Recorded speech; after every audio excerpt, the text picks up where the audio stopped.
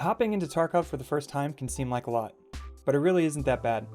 My name is Hershey, and let's go ahead and see how things are. So the first time you open your game is going to ask you what language you want to use. I'm going to go ahead and select English since that's my primary language, and accept.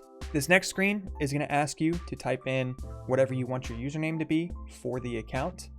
Since this is going to be for my YouTube channel, I'm going to go ahead and use my wife's account and name it Hershey's Ow2 _ YouTube.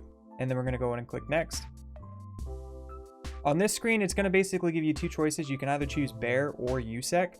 There's no difference between these two. They're both PMCs. The only difference is cosmetics.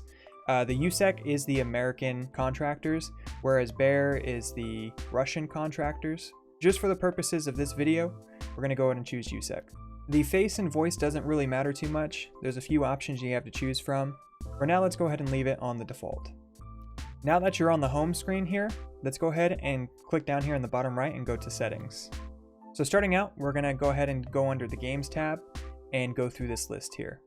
Obviously, interface language is English. Main background screen is just going to be what you see here. So in this case, since it's factory, it's going to be this light bulb. You have the options to change it to either woods, which is the wooded map, or labs, which is going to be a camera. Doesn't really matter. We're just going to leave it on factory. Now, for the purpose of starting out, when you are brand new to the game, I would highly suggest turning every single one of these options to always shown. Once you've done that, for health color scheme, you can choose between polychromal and monochromal. This basically just shows whether or not it's going to be like a red or grayscale versus being like green to red. I personally prefer polychrome.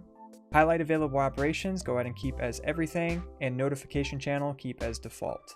For the next section, if you are limited on RAM, it's definitely a good idea to check mark the automatic RAM cleaner. If you're not, don't worry about it too much. Have a good system, I would suggest just leaving it on use physical cores only. Tarkov actually uses a vertical field of view. So in this case, I have mine set to 67. This is roughly about 90 horizontal field of view that you would find in other games. This works well for me, but you can always look up a calculator online if you need to find something that works well. And by default, head bobbing, I believe, is all the way turned up. You want to turn it down to 0.2. This just eliminates that animation when you're running around.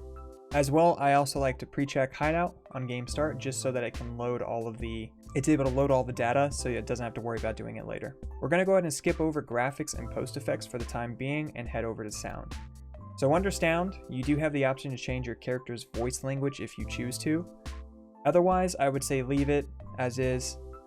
But for the rest of the options, it really is personal preference. I am not a big fan of having music playing in the menus of games, so I just turn that all the way down.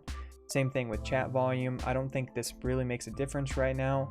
VoIP hasn't been integrated into the game yet, so you don't really need to worry too much about this, but that will change in time. Interface volume is going to basically be all of the clicks and sounds that everything makes. I like to keep this pretty low because it can get loud and obnoxious, as you can see here, but still audible on a lower setting. And then hideout volume is going to actually change the volume of your hideout. At the very bottom, we have music and binaural audio. I would suggest leaving binaural audio on because this does help with positioning and properly hearing where someone is in front of you, to your sides, behind you. And then lastly, under controls, there shouldn't be anything you have to change under this one, maybe other than your mouse sensitivity. This one you'll just have to hop into a raid and kind of play with it a little bit, figure out what works well for you. All right, guys. I hope that you found this video helpful for the first time that you're opening up Tarkov and getting started.